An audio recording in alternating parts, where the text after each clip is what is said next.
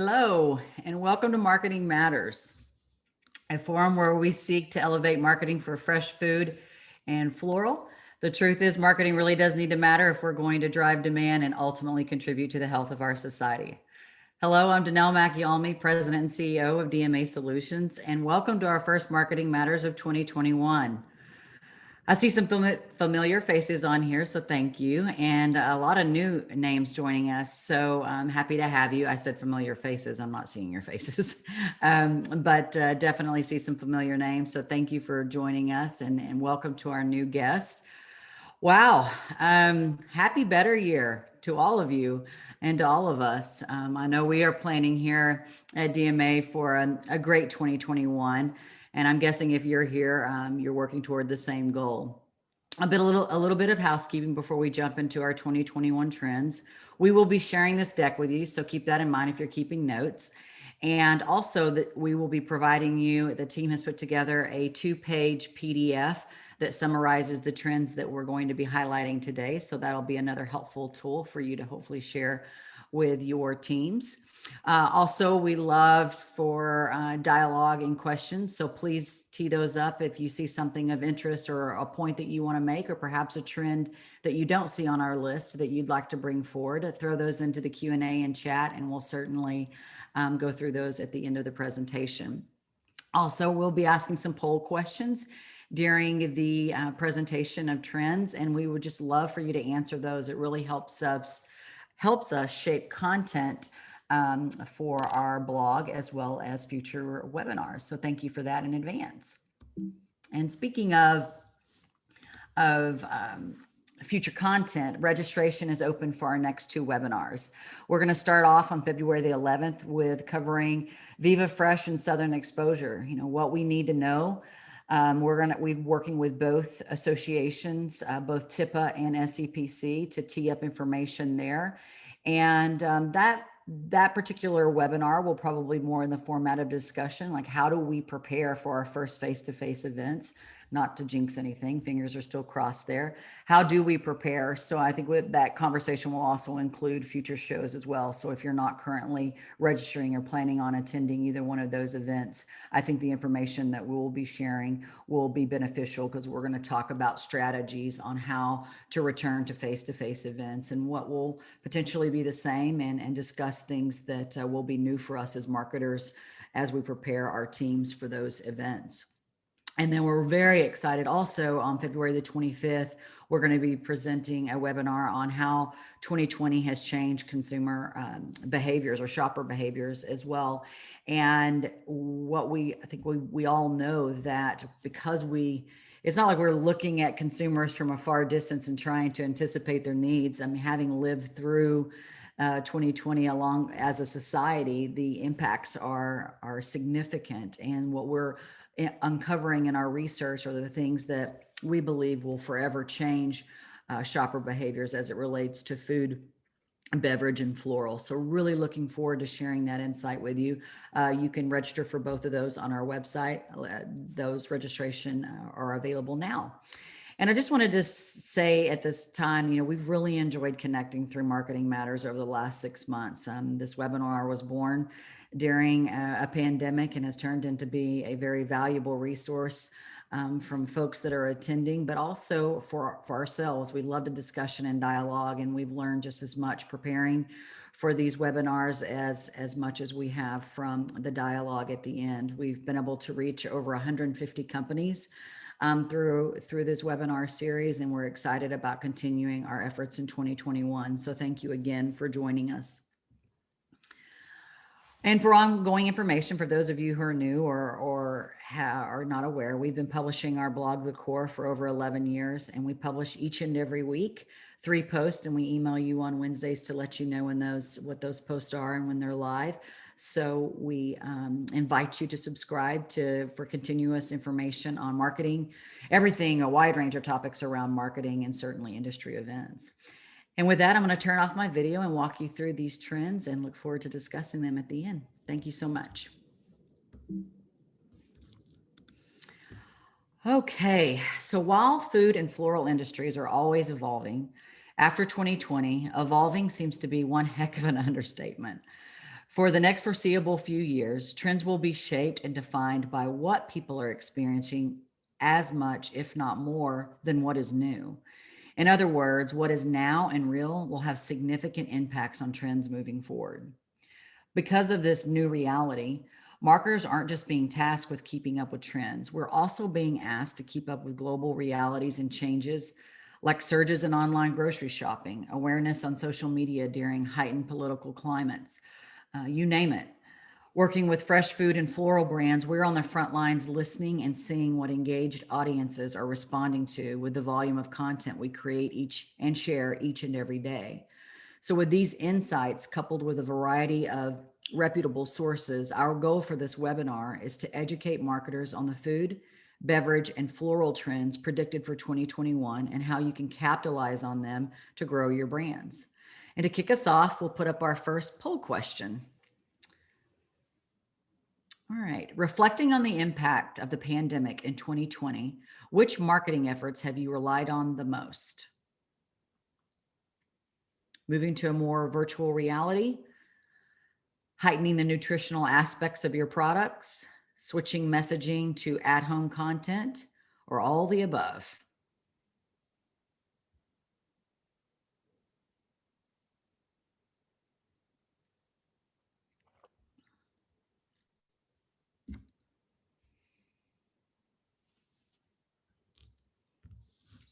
All right, let's take a look at our results. And not surprisingly, all the above. It did require a lot, but then also moving to more virtual exchanges with our audience is a close, or not a close, but a second, and obviously highlighting the nutritional aspects of our products. So thank you for sharing that information. We were forced to do a myriad of things in light of 2020. So it's interesting to see that we were, how we responded.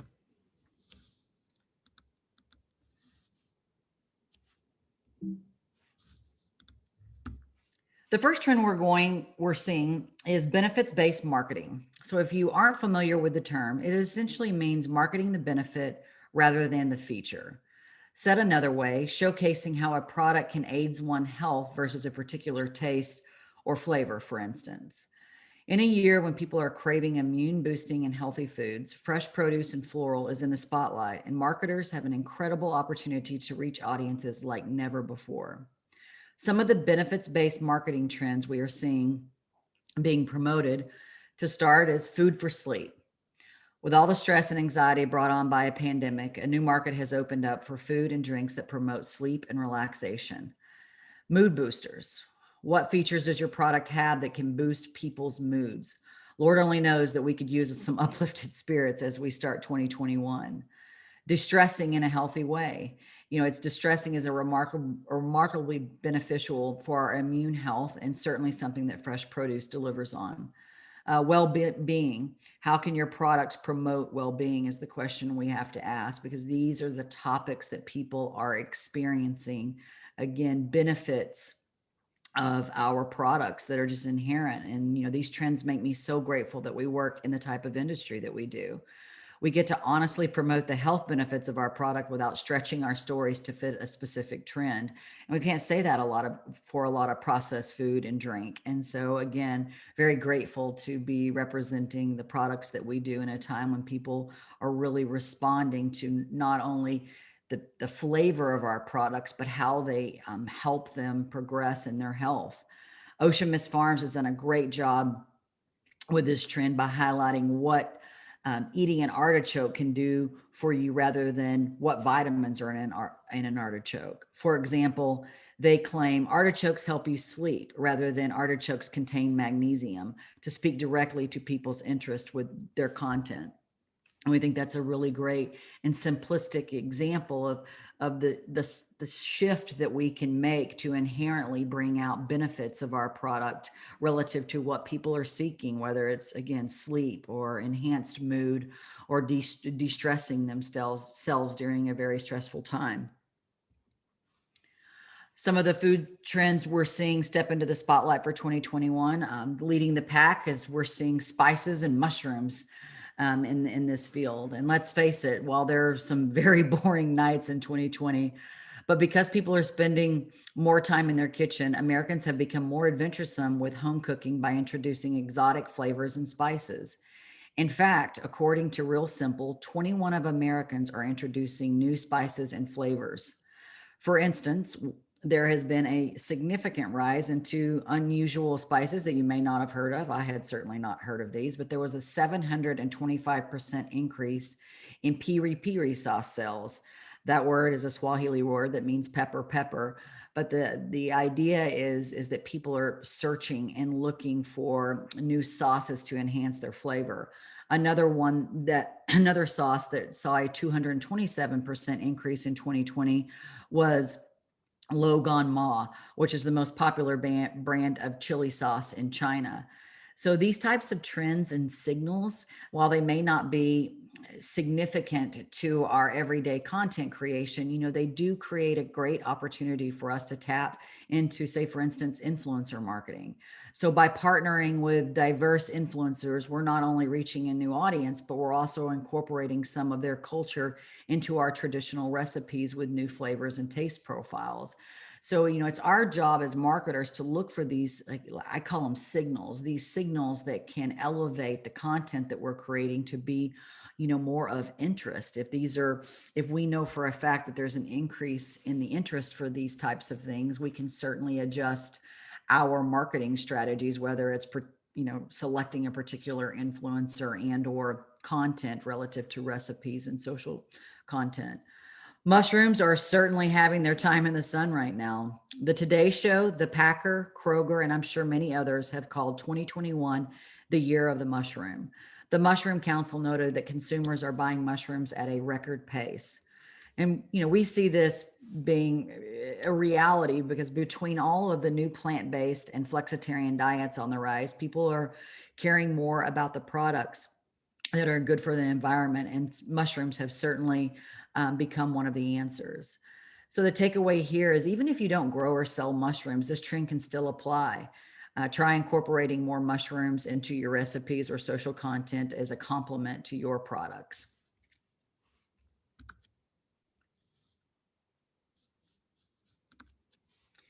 And the first trend we're seeing, I went backwards. My system, we're just about to go into Mercury into retrograde. So of course my system starts to mess up for those who follow that. Consumer behaviors, no doubt about it, are rapidly changing, potentially for this foreseeable future. We'll dive into this topic in depth in a couple of weeks on our consumer shopping behavior webinar, as I mentioned, but we wanted to highlight a few consumer trends now. Something we expected to be a trend, but not quite at this level, is virtual cooking classes. We fully expect for virtual cooking classes to continue expanding in 2021. This is a trend that our industry can easily capitalize on, and we're seeing it happen. And how we must be answering these questions. How can we be thinking more virtually? How can consumers experience our products more so online? And are you sharing videos on social media? All good thoughts to think through in order to elevate your products virtually. Another great trend in our industry that we can capitalize on, or not in our industry, but just in general, that we can capitalize on is the trend of more elaborate meals at home. Because people are eating out less, home cooks are looking to create the restaurant experience at home. Chef-inspired meals, food plating techniques, and garnishes have all been trending searches on Pinterest in the past year. Additionally, the New York Times noted that there has been a 55% increase in searches in the last year for the term food garnishes, and a 105% increase in searches in the last year for the term gourmet food plating. In fact, the term cook with me videos on YouTube more than doubled in popularity in March alone of last year. So what does this mean for us as marketers? We really, quite frankly, we don't have to play it safe with our recipe content anymore.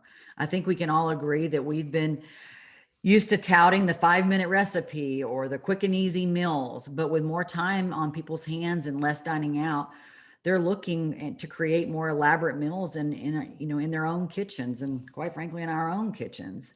It's time to let our recipe developer and influencer loose to broaden the content for our audiences in 2021. And quite frankly, that's exciting. So again, we've been relegated to the simple, minimal ingredients, but because of the reality that we faced in 2020 and that will continue to carry on and then in foreseeable future, I think a lot of new cooks and have been born, and I think that is going to increase the level of interest relative to, I wouldn't say super complex recipes and meal solutions, but definitely more so than what we've been relegated to in the last 2 to 3 years, and we find that to be extremely exciting. So moving on to beverage trends, we're seeing a huge increase, maybe not in this household, in alcohol-free drinks. Real simple notes that the sales for mocktails have increased by 195% year over year as people are looking for healthier ways to unwind during the pandemic. And if we know two things about quarantine at DMA, it's that we need more immune boosting foods and drink, and we need to put down the wine every now and then. People are looking to have a fun drink to shake up the nights at home without adding the alcohol and sugar that we're used to. So creating mocktail recipes is a great way to meet people where they are and to have some fun with content. So again, even if you have a recipe or some content that includes alcohol, we are advising that you create or you submit to people a way to make the cocktail a mocktail. And I can certainly say that having a 20-year-old living back at home in the last month, we were certainly looking for solutions like that as we were preparing our meals and drink for the week and weekends. Another beverage trend that is certainly on fire is coffee all day. Whew, can we get an amen? I know that's definitely a trend at DMA, and we're seeing people looking for coffee any way they can get it, between concentrates, steeps, single serve bags, and definitely edible coffee snacks and desserts. So a real opportunity, a very versatile product that we can see being incorporated into a lot of different meals, whether that's a savory meal with a coffee rub on a protein, or certainly in desserts. I think it pairs well with our products in the meals that we're preparing. So it offers a huge opportunity for us. And this leads us to some grocery trends that we wanted to highlight. And certainly 2020 may have forever changed the way that people grocery shop. In fact, according to Forbes, nearly half of consumers say they prefer online grocery shopping. And with the ease of online grocery shopping, we believe that this trend is here to stay. And while there's definitely room for our industry to grow in this area, there are several opportunities that your company or brand can start thinking through now if you haven't already. Whether you work with retail partners on promoting your products on their online ordering system, or look to sell on Amazon or Goldbelly, or even set up your own e-commerce site, you can expect the consumers to not settle for an only trip to the grocery store going forward as they purchase their food. They will want and are wanting both options, both the online and trips to the grocery store. A less obvious trend to keep an eye on in the grocery department is expecting more purchases in the ethnic food aisle. Food and Wine notes that while over 80% of Americans eat quote unquote ethnic food, by 2045, the minority will become the majority consumer. Knowing that this will be an ongoing trend, our industry we need to wrap our head around how we can begin incorporating more ethnicity into our marketing efforts, whether that's through more diverse influencer partners, recipe, or social media content. I encourage us to be proactive to reach more diverse audiences as we move forward. Understanding these trends, we'll launch into our second poll question. Has your company looked into or is currently selling on an e-commerce site?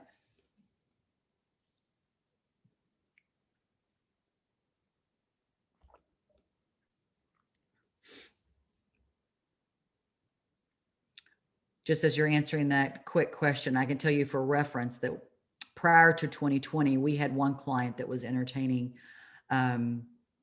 e-commerce or looking to set it up. And now we have close to 5 clients that are looking for different ways to present their products and sell on e-commerce. Again, I think, and that excludes their products being available on retailer sites. So we put up the results there. You can see it's a 50-50 tie. So half the audience is currently selling on an e-commerce site and the others aren't. It would be an interesting follow-up question for us to know how many of you are considering and just haven't made the move there. That will most likely be a conversation that we're having during this year.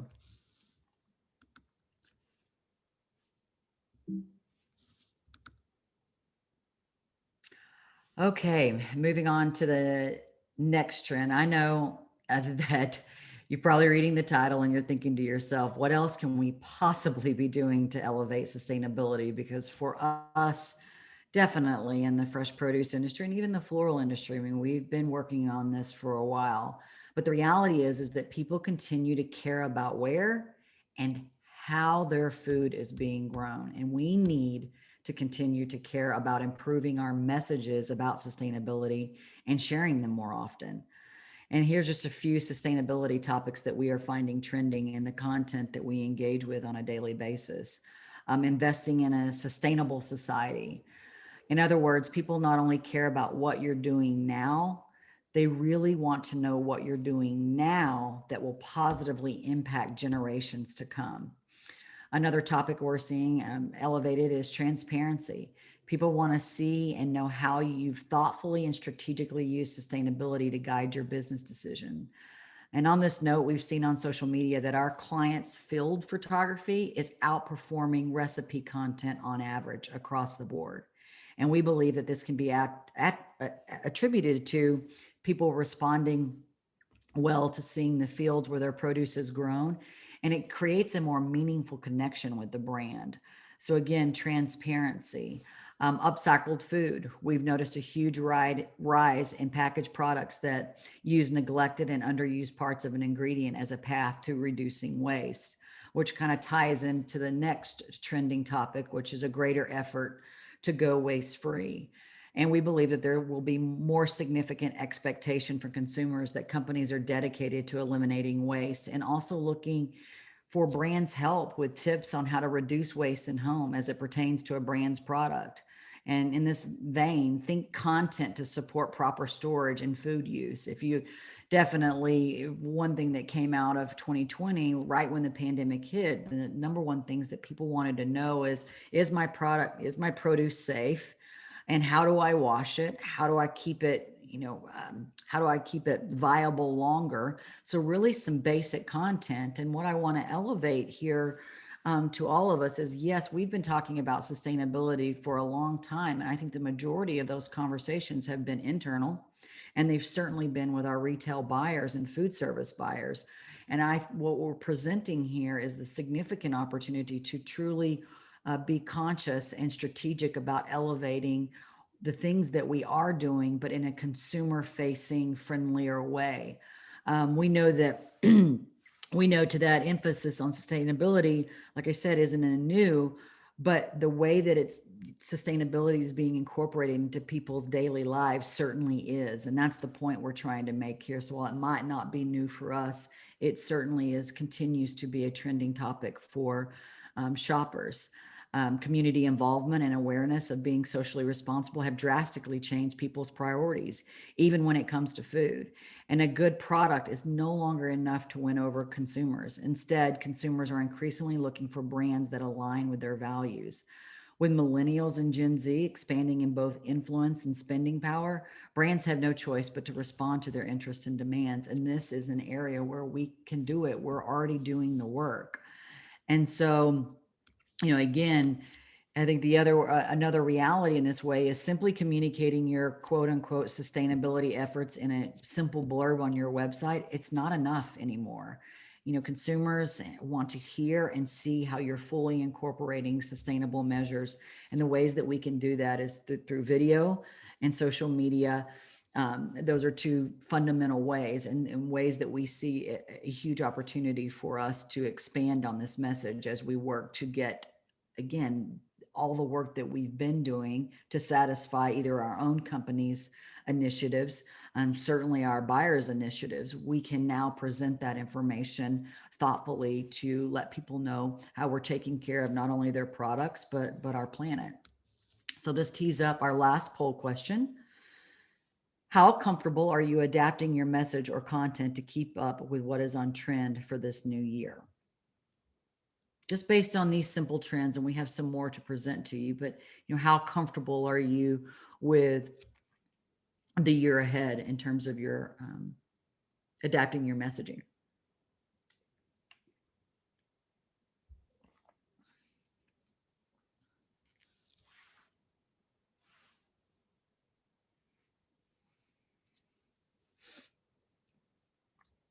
If we can show the results there. So for those who answered very, we'd love to hear some of your ideas on how to do this, certainly in our discussion. And for those who are somewhat or no, let's definitely talk about ways that we can, again, help to support your marketing messaging or understand where your hesitations are coming from. All right, now we will segue into our next set of trends, which is floral. And so looking at the floral trends that present not only opportunities for the floral brands out there, but fresh produce is we're seeing, and I'll explain that in a second, is foliage and greenery. And from a design standpoint, pampas grass and painted greens are beginning to trend according to Flower magazine. And while floral has typically been an accent piece in people's home, it is now standing in the spotlight. Between live plants, floral furniture, and faux decor, people are looking to fill their homes with floral. Floral distributors have a prime opportunity to get experimental with their displays and inspire shoppers. The reality is more micro weddings are happening, and they are a necessity, and they have been, and we see that trend continuing. So at-home weddings will continue to look for small, affordable floral designs to mark the occasion, whether they buy the bouquets and or learn to make them on their own. Floral and wellness. Something we have learned in the last year is the overwhelming impact, positive impact that fresh flowers have on our well-being. According to Seed Your Future, nearly all floral categories recorded growth in 2020, and potted plants experienced the highest dollar growth due to increased sales at retail. This can obviously be attributed to people bringing plants inside the home and to brighten up their space. Floral distributors have a great opportunity to market the benefits here beyond the obvious feature, beauty. Let's face it, we still haven't made it to the finish line of this pandemic, and we could all use a lift in spirits. This is the perfect time for floral to step into the spotlight and encouraging adding plants and flowers to people's workspaces, whether that's at home or in the office, to boost moods. So not only was fresh produce in the spotlight during the pandemic, floral is certainly having a moment. And we're encouraging fresh produce marketers to consider incorporating more floral into your content as well. And an at-home chef-inspired dish will certainly look better next to a beautiful bouquet of flowers, for instance. So again, we're seeing the floral industry not only play a significant role in terms of increase in purchases, but and beyond bringing beauty into our home, it's really playing a role in wellness, much like our immune boosting and healthy products are. So the combination of fresh produce and floral really presents a wonderful opportunity for the marketers of fresh. So I think we need to continue to explore how we can incorporate more floral into our fresh produce marketing. Also, we wanted to highlight a few other sources that we respect for food and beverage and floral trends to support all of our marketing efforts in 2021. Spoiler alert, spoiler alert, expect to see some of these commonalities between them all. So meaning there's a lot of crossover that we've found because we've used these as resources too, but some of the things that we wanted to highlight from some of these reputable resources for specific to food service trends, check out this article from Eat This, Not That, which calls out expecting to see more West African cuisine. We've already seen the piri piri having significant gains, so we're not surprised by that. Less less processed plant-based foods in restaurants in 2021. I mean, that is a real positive signal and something we were very happy to see on this list. Whole Foods, as you know, puts together a great set of trends each year, and a few of our favorites are the lines being blurred between supplements and food to promote nutrition. Again, this is another signal towards benefits-based marketing. So loved the blurred lines there. And also consumers looking for hot new items to replace pantry staples. So while staples, people rush to put staples in their pantry, March and April and May, I think there was a significant boredom that set in the summer and the fall months, and certainly as we entered into the holidays, looking for these new items and flavors to spice up their at-home meals. Also for fresh produce, our friends at Frida's, who we always turn to, they have an incredible pulse on what's new. Two of the things that they call out is fresh produce being the star of cocktails and mocktails and more. So certainly something that we paid attention to and saw in multiple areas, and turning at-home plates into styled masterpieces. So, and I, again, highlighting that was part of both our list and the things that we're seeing on the front lines and certainly on Frida's. And lastly, PMA highlights the growing trends for Floral in 2021, like utilizing dried or recycled flowers to promote sustainability and spicing up your at-home workspaces with floral designs. So again, these are just a few of the resources that we are including in the deck that we'll be sharing with you that can further support you relative to trends as you're working on your 2021 marketing activities. So I know that's a lot of information to digest. And while I try to keep my cadence slowed down, I'm just a fast talker. So there's a lot to digest, but keep in mind, you will be getting this deck and it'll be available to you also on our free resources page of our website. And like I said, we'll be sharing a handy PDF recapping the trends we highlighted today. So I think in summary, as marketers, we can keep these key points in mind. For food, now more than ever, people are craving benefits that our products bring. So when we're creating messaging, how can we highlight the added value that our products bring to a customer's life beyond the taste or a flavor of a meal? So the lasting impacts. For beverages, creating healthy, better for you drinks at home, at nights are an exciting way and a great opportunity to highlight the health benefits of fresh produce. So again, whether that's a cocktail or a mocktail or even a tea, incorporating our products into beverages is a significant and continues to be a significant opportunity for us, with the lens of the at-home user. For Floral, instead of viewing this product as an accent piece, positioning flowers and floral arrangements as a remedy to boost moods and strengthen minds is a significant opportunity. So those are just the highlights of what we're seeing relative to these trends that have presented themselves during 2020 and as we head into 2021. And with that wraps up our highlights and the trends we've been spotted. And now we're anxious to hear your comments on these particular trends, and certainly anything that you're seeing from your point of view. We would love to hear from you now. So with that, we will turn to the Q&A.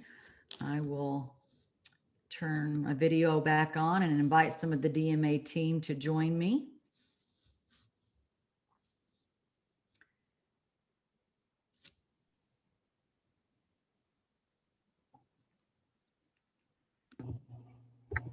All right. Let's just start with, do we have any questions? As I anticipate, there might not be too many questions, but there could be some. All right, to kick it off, a good question was asked. We spoke a lot about e-commerce. And so for, of course, most produce companies, e-commerce is not really something that is going to be realistic or achievable in the near future for many. And so this person is curious about what they can do instead, and the success that could be found in terms of product locators or platforms online in lieu of e-commerce.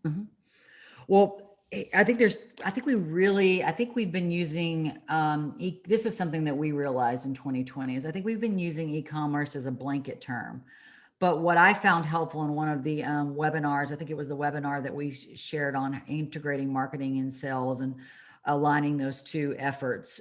Dave Anderson really highlighted the importance of our products are being sold through quote unquote e-commerce if we're doing business with retailers who offer the online grocery option. So if we start to categorize e-commerce and assume that our products are already being sold in that vein, I think it's important to see how our products are being represented on the different retailers, e-commerce, online shopping platforms, or their websites. So I think that's one area that we need to be really, really recognize that was, I hadn't thought of it that way. And so that was enlightening to me when we had that conversation a few months back, and you can find that discussion on our website. And so then relative to your product being extremely perishable and maybe online ordering through Amazon or your own e-commerce or a platform like Goldbelly is not common, I highly recommend to Mac's point or whoever made the point that store locator is definitely a reality for all of us. People are still going to shop in the grocery store. Online is going to play a role, no doubt about it. It's part of our future. But definitely helping people understand where they can find our products is not just a get to, it's a have to for brands who want to be relative going forward. And I just think that, we need to be able to tell people where our products are sold, and we're unlike Cheetos, we're not everywhere a shelf exists. And I think that's a good thing. And I think that's something we need to own. But at the same time, we need to make it easier for people who are looking to buy our products or who want to engage and find our products in store as product locator without a doubt. And I don't know if Megan or Mac, you want to chime in on that. Yeah, I was going to add, Janelle, that you have to think about, I think in 2021, it's smart to think about the mainstay, the way that we've always sold, and what else could we be doing to sell. So for those who have not looked into e-commerce, looking into it to understand the costs and how that might play into a marketing program. So we have a client, for example, who a product is in season right now, and they have done due diligence with their marketing to build a network of people who align with their brand. So through social media, through their web, everything that they've been doing over the last 3 years has built this excitement and ambassadors of people who seek them out in store. Now we launch an e-commerce system, short of them being available in a location where they do not currently have distribution. They're able to reach out to those areas effectively and sell through their website and ship product. So we're in the motions of that right now. It's going very well. They're selling, we are helping them sell more than we ever thought possible during a season through e-commerce. So store locators are essential in terms of your retail sales development and helping consumers find you. And now there's e-commerce, which you really should be thinking about to add to your mix, your sales and marketing mix in 2021, because that's just what people expect now. They just expect that they can go online and find something, or they can have their grocery store deliver it to home. So you can deliver it to their home too. And I will say that the particular client that she's speaking about, it's a highly perishable product. I know that some particular fresh produce items definitely have a significant challenge. Rather, the e-commerce may not be the challenge. The challenge may be the shipping and protecting the cold chain for a lot of the products that we work with. But I think even there's been a tremendous amount of progress made relative to packaging perishable products and ways that we can do that. And certainly on the e-commerce side, I'm seeing more and more. In fact, I was contacted this week by a company who's focusing on building an off-the-shelf e-commerce solution for perishable products. And so I think, we're not going to be relegated to having to do something from complete scratch on our own or rely on Amazon type of e-commerce options. So I do see that more solutions are coming our way that could particularly speak to some of the challenges that you're currently facing. Again, pointing back to the specific question that Mac raised. So. I would say if this topic really piques your interest, we have a team member, Stevie, who just wrote an excellent post on our blog, The Core, called Measuring Purchase Intent. And it goes over a lot of this, store locators, platforms for online shopping that you can tap into, and other opportunities there to measure the actual purchase intent of your shoppers. So I would definitely encourage anyone who's interested in this topic and exploring this further to go take a look at that blog post. It was just published on January 19th. Great. All right. Looks like we have a couple of questions regarding the trends that we talked more about. So someone mentioned here that they've read about breakfast making a comeback. So, and I've seen that too, bigger emphasis on fancier breakfasts at home because people have time now, right? So not just weekend brunch. So they wanted to know our thoughts on that. I can give you my thoughts on it, but it's not fact-based. So it's not backed by, it's more of opinion and things that I saw just like the rest of you being online and seeing the trends. And certainly on our, the brands that we work with, their social channels and my own personal, is it seemed like going out for brunch was all the rage prior to the pandemic. And so what I saw was a lot of bringing the brunch back in-house, and whether that was through, like to your point, Mac, the more elaborate breakfast and being able to elevate that experience that I think a lot of us enjoyed, whether that was on a Saturday or Sunday brunch with friends or family, and bringing that in house. So that's definitely a trend that I see, and I can see it probably continuing too. I think we know that we found a lot of healing being around the table again in our homes. And breakfast certainly provides, and brunch, at least in our household, and I think for many others, a comfort there. So I can see that being a trend that carries forth and something we should keep our eye on, because I think fruits and vegetables play well for brunch, that's for sure. So tying in with some of these other trends that we highlighted and are seeing. I'll add to that something funny that popped up on my radar when I was searching for some inspiration recently for what's trending in terms of recipes was chaffles, or maybe it's pronounced chaffles, but waffles with a C.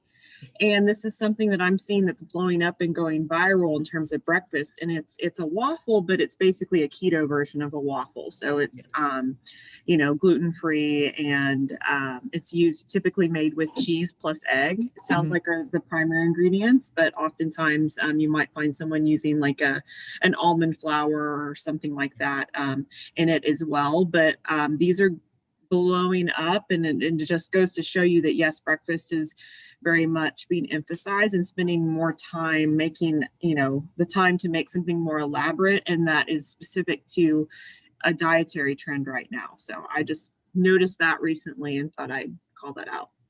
Definitely waffles are having a moment. To your point, whether it's a specific dietary one, shapes, we're seeing waffle makers in all kinds of shapes. Audrey, who leads our influencer program, has just presented a lot of really interesting trends relative to that. I mean, I had no idea. And the savory waffle is starting to show up in a lot of the food-centric brands that I follow. I know for sure. So the waffle is certainly having a moment, and I think it's transitioning into other meals. So I think that's a wonderful vessel for our products for sure. So we actually do have a client who right now we are reporting back that breakfast recipes are winning in terms of engagement. Well, on their content.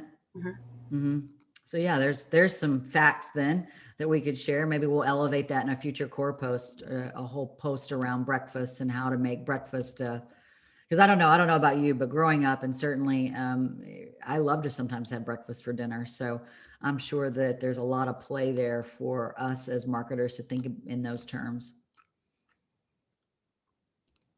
Great. All right, we have a bit of a contrarian thought to some things that we shared that I think would be good for discussion. So I love contrarian. Yeah. So this Mhm. person mentions, we're talking about how people have more time and they want to cook more elaborate gourmet recipes at home. And they mentioned that there's another school of thought Mhm. that people are so worn out from that at this point and tired of experimenting that they are going back to wanting fresh and fast. So they're just wanting to know what our thoughts are on that. Like for some right now, cooking is still a stressor in what are still very stressful times for many families. I agree 100%. And I tried to make that point. Maybe I didn't make it as obvious as I wanted, but I think this is a yes and moment. I don't think this is an either or moment. And what we're going to recommend to you, and definitely any brands that we work with or through the audiences that follow us, is that we have the opportunity to reach both. And I just read this article that is, and if you'll send me your email or whoever's asking this question, I will certainly send this to you. But and it's what Seth Godin, who we follow, teaches us. But this was a PR strategist, and he was talking about Netflix. I know, believe me, I'm going to tie this back in. But he was talking about Netflix, and he was talking about the discipline they have to create content and shows that they know are not going to pertain to the masses. So he was using this new series of Karate Kid. They know that the Karate Kid will speak to two specific genres of audiences, whether it's those of us who grew up with it or these young kids who are looking to have.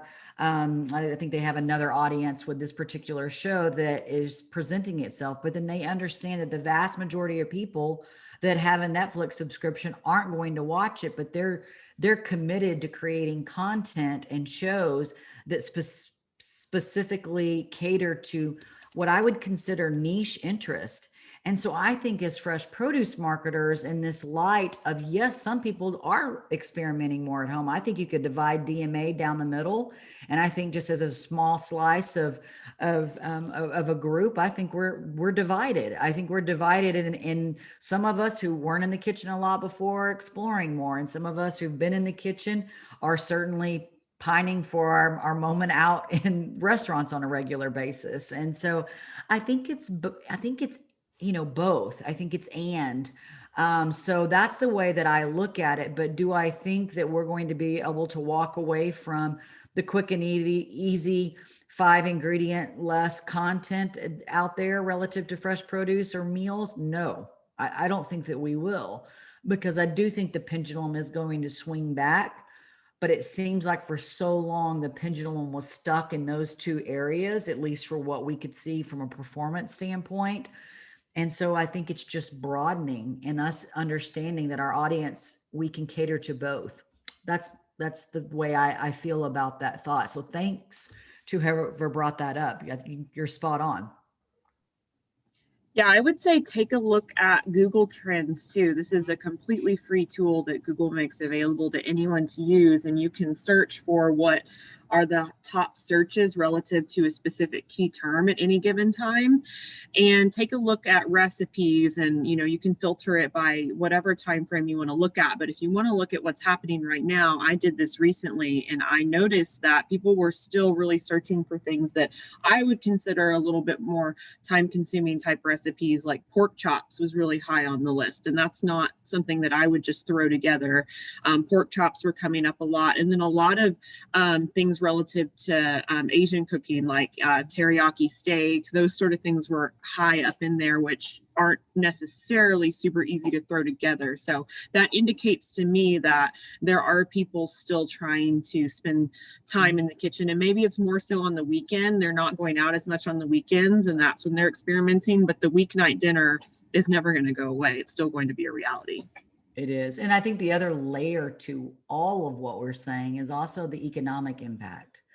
So we're going to need to be able to provide meals that, yes, have some of the elaborate ingredients, but we still better be focused on budget friendly weeknight type of meals as well, because I think that's going to continue to be a reality for many of us, is the budget friendly meal options. And so while I think some of us may want to get out and continue our multi-night outs, I think our financial realities might, block that reality for a while.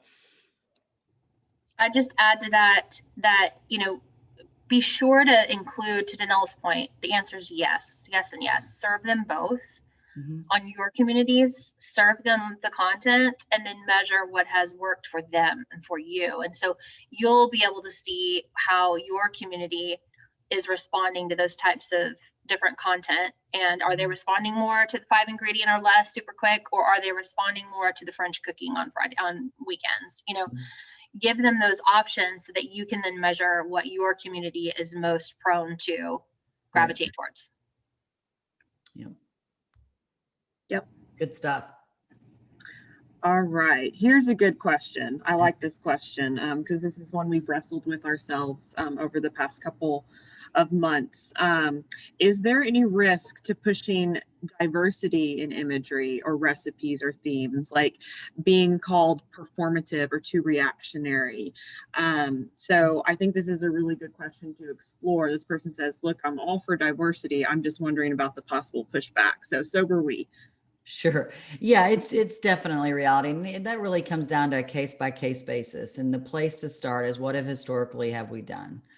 And, and then really looking at your company and really looking at the diverse nature of your company and being able to potentially start to raise that. It's not something that you turn on overnight. It definitely needs to be conscious. And the thing that I like about the trends relative to food and beverage and floral is it really offers us the opportunity to start to transition if we aren't as diverse as we want to be relative to the recipes that we're starting to incorporate, and the imagery is something that needs to be thought through, but in a way we can start to gravitate to becoming more diverse. Just like if your company's not diverse, you can't become diverse overnight. You need to have a plan of action to really think through how to do that in the most authentic and caring way. And I think our content is the same way. So I think your anxiousness around that is valid. And we are working again with our clients on a specific case by case basis where there is a need in this particular area to incorporate that. And I would say that we have quite a number of clients who want to have their brands be more diversely represented. And the places where we start is let's look at the diversity in the communities that are already following us, because if they already trust the brand, then to start to see the diversity will be something welcomed versus something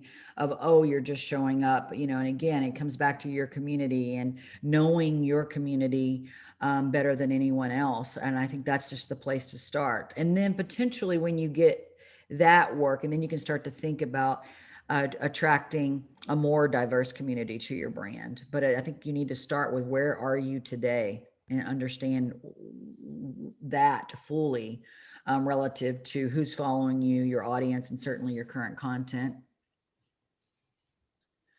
I don't know if anybody has anything to add there, but it's we do need to be careful.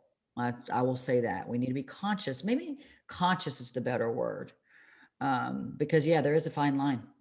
And we see the backlash for brands who overdid it in certainly this summer. I think too, Janelle, to add to that, it's taking a look at people who typically consume your products. Yeah. So, if a diverse group of people are people who typically consume your products and are buying them in grocery stores, why not include them? Mm-hmm.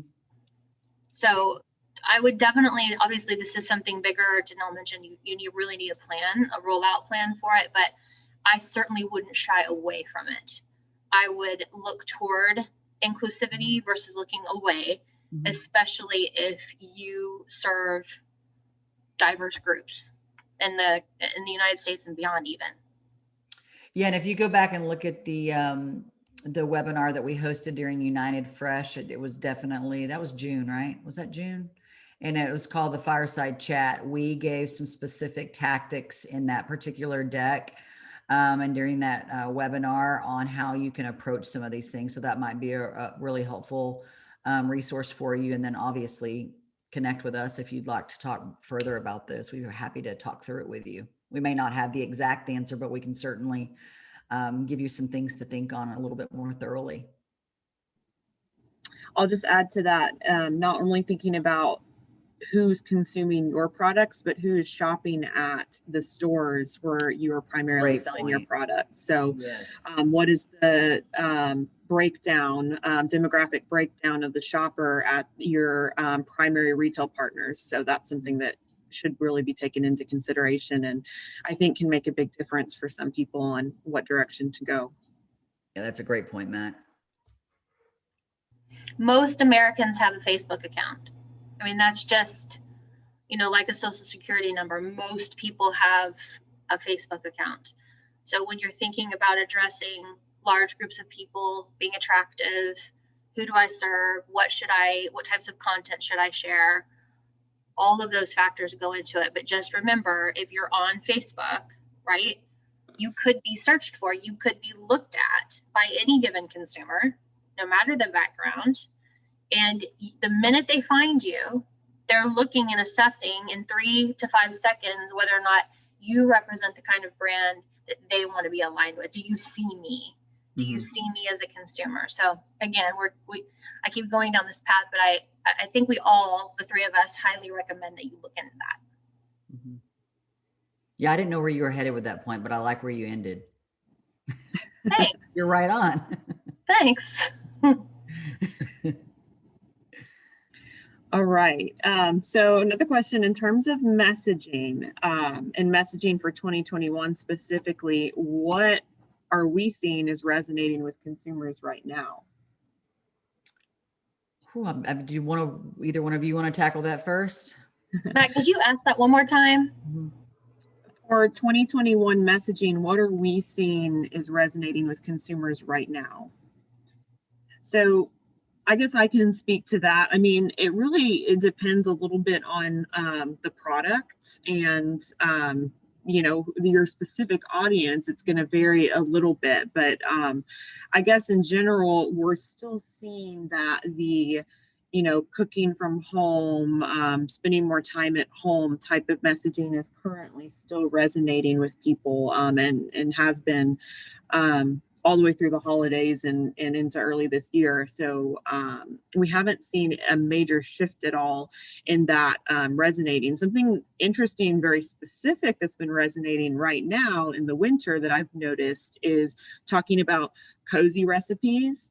And the word cozy, for some reason specifically, we're noticing is resonating really well, and like comfort food and things like that, which is not unusual for this time of year, but seems to be especially true for right now.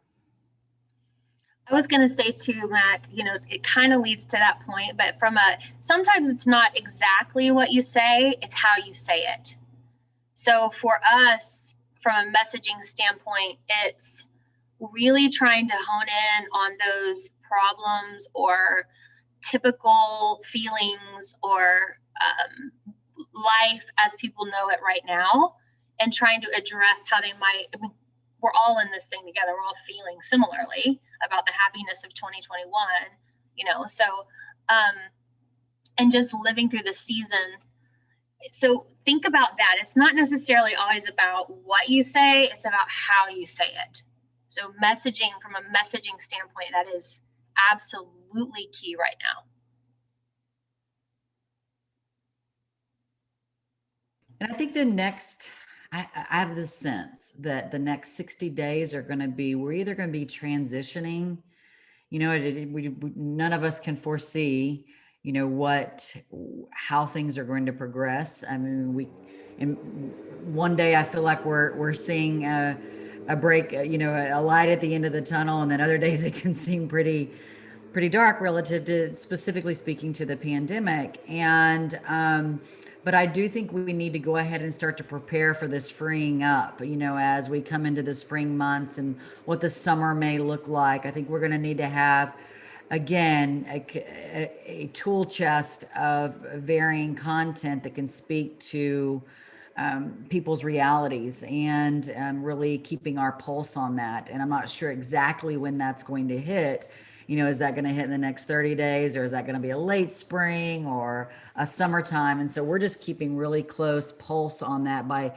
teeing up content that's probably a little bit of both. I know our social teams and is really starting to look at, okay, how do we transition? But we're not going to be able to fully transition from the reality away from more in-home cooking, because even as people may be fatigued with it now, they know how to do it, and they've been doing it. So I think, again, there's going to be this mixture as we go forward. So, and I do believe that that's going to be an opportunity for us.